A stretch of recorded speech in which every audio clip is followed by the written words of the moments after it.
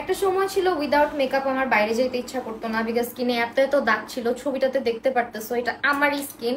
এবং এত পরিমাণে দাগ নিয়ে বাইরে গেলে মানুষজন খালি আমাকে বলতো কি ব্যাপার তোমার স্কিন এগুলো কিসের দাগ, যায় না কেন, স্কিন কেয়ার করো না, স্কিনে কোনো গ্লো নাই, স্কিনটা এত ডাল কেন, এগুলো শুনতে শুনতে আমি খুবই বিরক্ত হতাম। এবং একটা সময় তো আমি মেকআপ ছাড়া বাইরে যাইতামই না। বাট যখন থেকে আমি রিয়েল রাইস গ্লো সিরামটা স্কিনে ইউজ করা শুরু করছি, স্কিনে একটা দাগ খুঁজে পাবা না। এছাড়া আমার পোর্স গুলা দেখো একদম শ্রিঙ্ক হয়ে আসছে।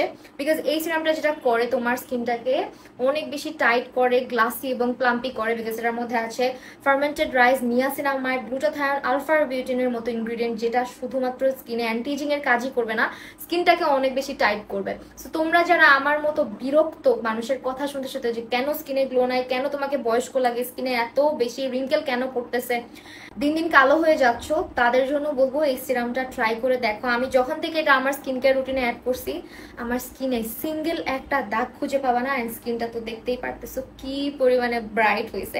অ্যান্ড এই যেরকম বেবিদের মতো গ্লোই হেলদি স্কিন পেতে হলে অবশ্যই এই সিরামটা ট্রাই করে দেখবা।